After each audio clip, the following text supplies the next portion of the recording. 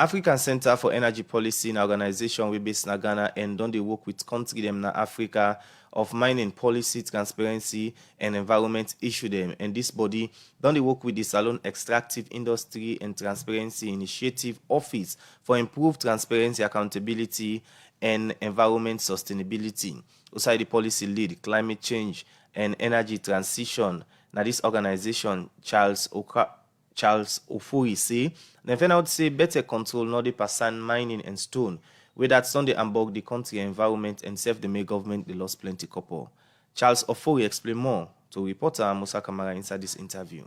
So for the past year, we've been working with Sierra Leone to ensure that their EITI compliance systems are well enhanced, and we work closely with the multi-stakeholder group in Sierra Leone, especially on EITI issues and EITI disclosures, and to strengthen their adherence to some of the regulations that are given by the International EITI board. Talking about resource governance and talking about transparency at the mining sector are some of the areas that you've been working on.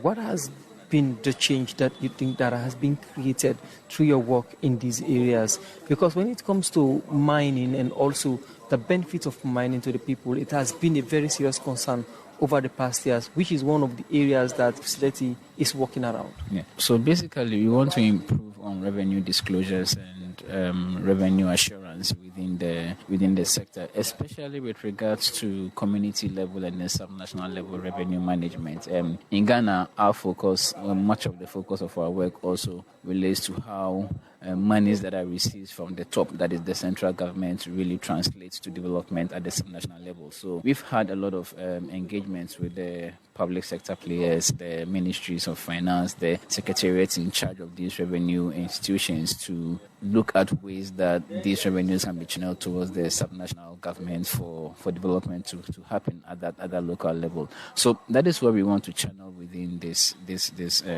within Sierra Leone also, to ensure that the development that we expect to see at the local level are being seen and the revenues being channeled into the right amount of revenues.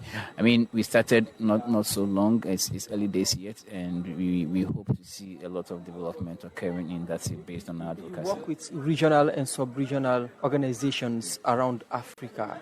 When it comes to transparency in the mining sector, how can you compare Sierra Leone transparency to that of other countries? Well, I think that based on the reports that we are receiving and based on the work of the MSG, I could say that there's an appreciable level of improvement in terms of revenue disclosures. There's still more room for improvement, and then more still needs to be done in ensuring that the revenues received really translates to development. So from my side, I believe that indeed, yes, there's some appreciable level of improvement, but more can be done in ensuring that the transparency is deepened, and also to ensure that whatever monies we get from our natural resources will translate to some benefits, especially for the poor and marginalized groups. What are the areas that you can point at in terms of improving transparency? I think that broadly speaking, we should be looking at some of revenue utilization issues. So broadening transparency doesn't necessarily have to look into how much was sent to a subnational level or how much was received, but also an investigation into the utilization and then value for money assessments of some of these projects that the natural resource monies were being used for, and that moves towards just disclosure, to ensuring that there is accountability, to ensuring that people are responsible for their actions, to ensuring that whatever development project that are being undertaken with some of these monies has value for money. And that takes another effort from all stakeholders within the industry, the MSG, the other civil society organizations, governments, and even for organizations like us to help to ensure that, our revenues are properly utilized and not just based on disclosures. Can put it in percentage, what is the percentage of Sierra Leone's transparency when it comes to the mining sector? I think that would be quite difficult to assess by now. But as I said, There is some appreciable level of improvement. Maybe thorough assessment will help me to provide a good percentage of that. You also made mention of quarries. What do you mean by quarry in the sense of mining, and what roles does it play in the mining sector, and also when it comes to energy policy and environment preservation?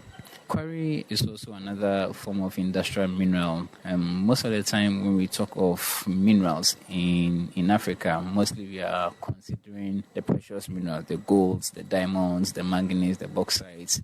But we mostly leave out some of the industrial minerals that are the quarry aggregates, such as the granites and the sands and all of those things that are typically used for construction. Now, after going through some series of research within this subsector, we realized that we have quarry industries, quarry companies all around. Inadequate oversight of these sectors do not really help us to raise the needed revenues that are supposed to be raised. And we see a lot of potential that if governments across the continent would really begin to consider and improve their oversight within this sector, the revenue potential is going to increase. If there is no oversight, then people will resort to illegal ways of extracting the resource. So we are calling for very, very strong oversight over these places, and oversight will help us to really obtain the potential for revenue generation. What kind of oversights are you calling on, and who are those that are expected to provide this oversight? The commission, the regulatory body in terms of for mining,